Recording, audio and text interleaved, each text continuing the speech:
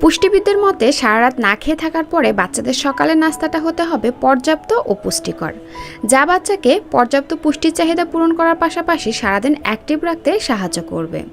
তো আজকের পর্বে আপনাদের সাথে তেমনই একটি সকালের নাস্তার রেসিপি নিয়ে হাজির হয়েছি।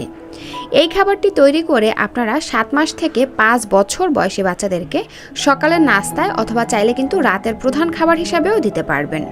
বাচ্চারা অল্প খাবারে বেশি পুষ্টি পাবে, সেই সাথে বাচ্চাদের কোষ্ঠকাঠিন্য সমস্যা দূর হবে, বাচ্চাদের দ্রুত ওজন বাড়বে এবং বাচ্চাদের রোগ প্রতিরোধ ক্ষমতা বৃদ্ধিতেও সহায়তা করবে। তো এখানে আর কথা না বাড়িয়ে চলে যাচ্ছি মূল পর্বে। তো যাই হোক, প্রথমেই আমি এখানে একটি এরকম সাইজের ছোট আপেল নিয়েছি। আপেলটাকে আগেই নর্মাল পানির মধ্যে আধা ঘন্টার মতন ভিজিয়ে রেখে ফরমালিন মুক্ত করে নিয়েছি। তারপরে যে এরকম একটা ছুরির সাহায্যে আপেলটাকে পিস পিস করে কেটে নিলাম। এবার একটা গ্রেটারের সাহায্যে আপেলটাকে গ্রেট করে নিচ্ছি। আপনারা চাইলে কিন্তু এখানে আপেলটাকে গ্রেট করার পরিবর্তে ব্লেন্ডারে দিয়ে ব্লেন্ড করেও নিতে পারেন। তো যাই হোক, এই যে দেখুন আপেলটা কিন্তু গ্রেট হয়ে গেছে। এই পর্যায়ে আমি এর মধ্যে দিয়ে দিচ্ছি 2টি খেজুর। খেজুর 2টাকেও সেম ভালো করে ধুয়ে নিয়ে এই যেভাবে টুকরা করে দিচ্ছি। আর অবশ্যই একটু চেক করে নেবেন যে খেজুরের মধ্যে কোনো পোকামাকড় আছে কিনা। তো যাই হোক, এই তো আপেল আর খেজুর রেডি হয়ে গেছে। এবার চলে যাচ্ছি চুলায় একটা প্যান দিয়ে তার মধ্যে দিয়ে দিলাম এইটুকু পরিমাণে ঘি। এখানে ঘিয়ের পরিবর্তে আপনারা চাইলে কিন্তু বাটারও ব্যবহার করতে পারবেন। দর্শক, ঘি বাটার এগুলো কিন্তু বাচ্চাদের স্বাস্থ্যের জন্য অনেক উপকারী, বিশেষ করে বাচ্চাদের ব্রেন ডেভেলপমেন্টের পাশাপাশি ওজন বৃদ্ধিতেও সহায়তা করে। তো যাই হোক, ঘি গলে আসার পরে আমি এই যে এর মধ্যে দিয়ে দিলাম এই যে এইটুকু পরিমাণে ওটস। আমি এখানে রোল্ড ওটস নিয়েছি। আপনি আপনার বাচ্চাকে যে ওটস খাইয়ে অভ্যস্ত সেই ওটসটাই এখানে নিয়ে নেবেন। ওটসগুলোকে 1 থেকে 1.5 মিনিটের মতন ভেজে নিয়েছি। যখন সুন্দর একটা ফ্লেভার বের হয়েছে এবং ওটসের কালারটা একটু চেঞ্জ হয়ে আসছে, এই পর্যায়ে ওটস সিদ্ধ হওয়ার জন্য আমি এখানে 1 কাপের একটু বেশি পরিমাণে নর্মাল পানি দিয়ে দিলাম। আর দিয়ে দিচ্ছি এখানে স্বাদ অনুযায়ী লবণ।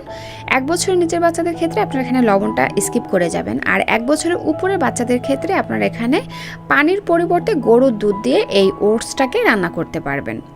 তো যাই হোক, এই যে ঢাকনা দিয়ে ঢেকে ওটসটাকে খুব ভালো করে সিদ্ধ করে নিয়েছি। এই পর্যায়ে আমি এর মধ্যে দিয়ে দিচ্ছি আমরা যে গ্রেট করে আপেল আর ওই যে খেজুরটা রেখেছিলাম সেটা। দর্শক, এই পর্যায়ে কিন্তু চুলাটা অফ করে দিবেন। জাস্ট খাবারের মধ্যে যে গরমটা রয়েছে এবং চুলায় যে তাপটা রয়েছে তাতেই কিন্তু খেজুর আর আপেলটা সিদ্ধ হয়ে যাবে। তো এই তো নেড়ে চেড়ে ভালো করে মিশিয়ে নিয়ে আমি একটা ঢাকনা দিয়ে ঢেকে এগুলোকে 5 মিনিটের মতন রেস্টে রেখে দিচ্ছি।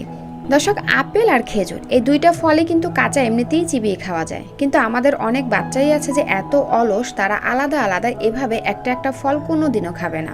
তো এজন্য যাতে তাদের পুষ্টির চাহিদাটা পূরণ হয়, ফলের পুষ্টিটা যাতে তারা পায়, এজন্যই কিন্তু আমরা এভাবে খাবারের মধ্যে আপেল বা খেজুর বা অন্য ফল দিয়ে রান্না করে দিতে পারি। এতে করে তারা ফলের পুষ্টিটাও পাবে, পাশাপাশি অন্য অন্য খাবারের পুষ্টিও পেয়ে যাবে। আরেকটি কথা, আপেল আর খেজুর দেওয়ার পরে কখনোই এটা চুলায় দিয়ে জাল করবেন না। জাস্ট এভাবে রেখে দিলেই কিন্তু আপেল আর খেজুরটা এমনিতেই নরম হয়ে আসবে, অর্থাৎ সিদ্ধ হয়ে আসবে। তারপরে ঢাকনাটা তুলে একটা আলু মেশারের সাহায্যে অথবা ডাল ঘুটনির সাহায্যে খাবারটি একটু ঘুটে দিবেন।